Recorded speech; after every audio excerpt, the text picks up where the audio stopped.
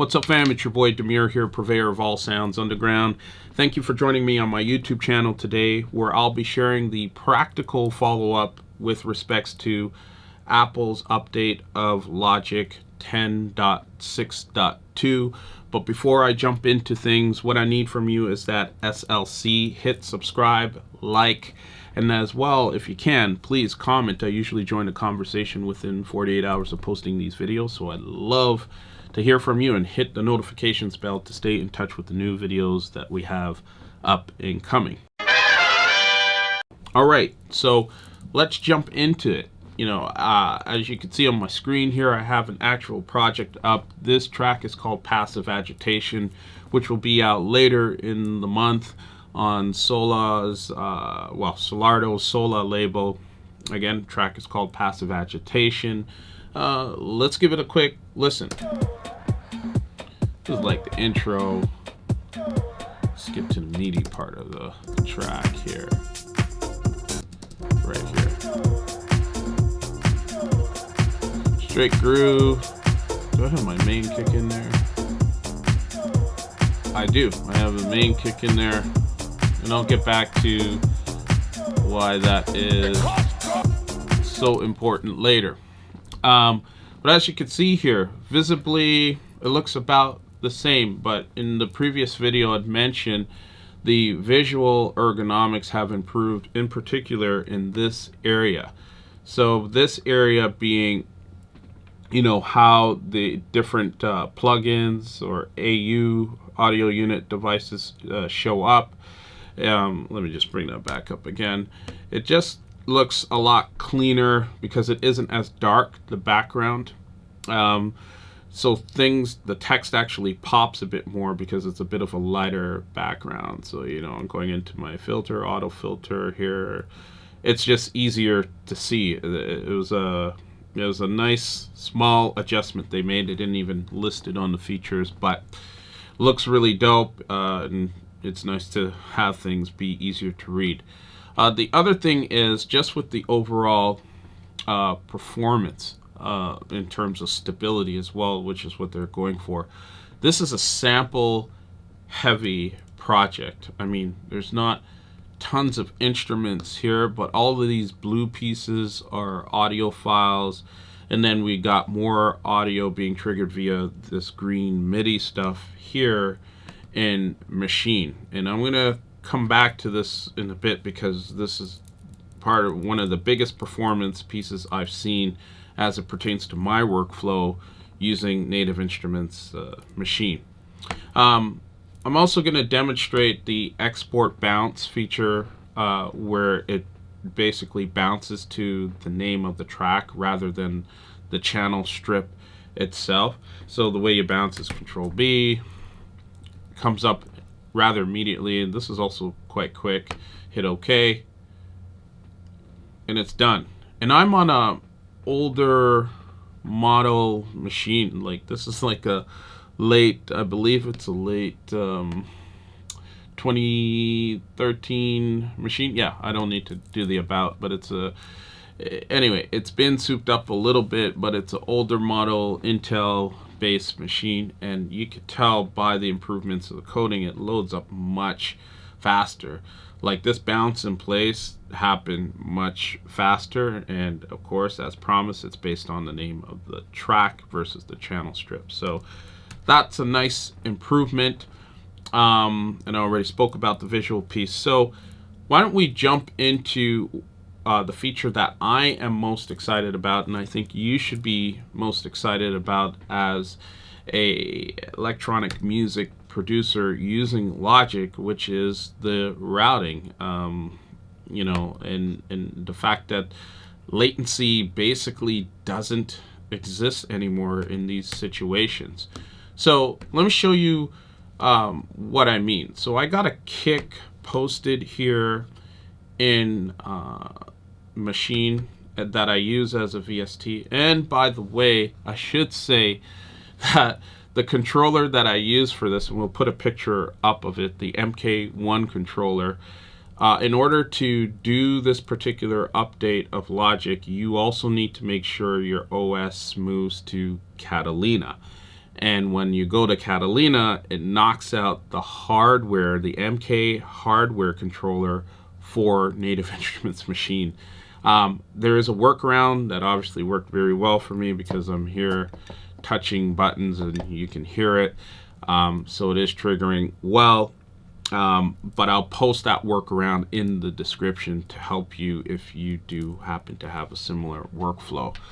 It would have been devastating to me and my drums if that no longer worked, and I'd be forced to buy an MK2, which would be so ridiculous because it's only a software issue in a matter of what Apple is allowing the software to do in the background, which is really unfortunate and stupid at the same time. But anyway, I don't want to digress too far. So here we have a situation where I've painted in a kick track on pad 5 here. You know what, let's solo that out so you can hear what I'm talking about. So that's the kick coming from Native Instruments Machine. Fine, everything is cool there. Now, previously, when I wanted to use this kick as a side chain, you know, and let's say, let's find our bass line here. This is, you know what, let's just go with this. So I have track spacer on this already. It is using the main kick for its side chain. So I'm going to bust this kick out of Native Instruments Machine to the kick bus, which I think is, I haven't used it in a while. I think it's bus 8, but let's just set this up right now. So right now I have the pad 5, which is the Native Instruments Machine kick, posting directly to the stereo output. So I'm gonna say go to the kick bus, which is bus 6, and in bus 6 I'm just gonna say, hey, just play this directly out, but it will be colored with this PSP compressor. I used to do this back in the day. Hardly do it because of this issue that I used to have with latency. Now, so we got our kick in here. Let's play it back. So now I'm going to tell Track Spacer, grab the kick from bus 6, and that's not playing because I have it all soloed out. So you can see now it's perfect. And some of you are probably like, I don't really see the improvement. What's the deal?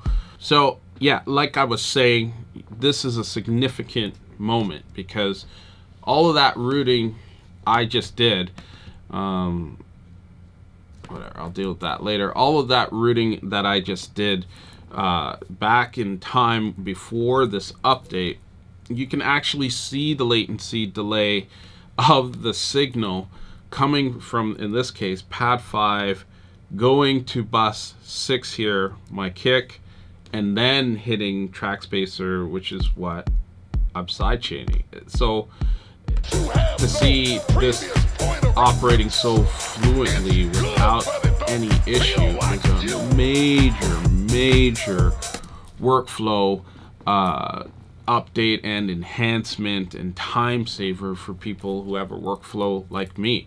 I used to have to create workarounds, which I actually did a video on, and I came up with 3 different side chaining techniques as a result, where I would, you know, bounce out the Native Instruments Machine kick and do a bounce in place like I did earlier, which is much faster as well here, and then have that be the sidechain signal to use here to compensate for the latency issue that occurred because of the routing stuff. And now it's just seamless stuff. It's just cutting through nicely. And the thing that's great about this is I have more options now where I could fluently say, okay, well, that's cool, but let me, mute that kick and drop back to my main kick here and see how it compares, right?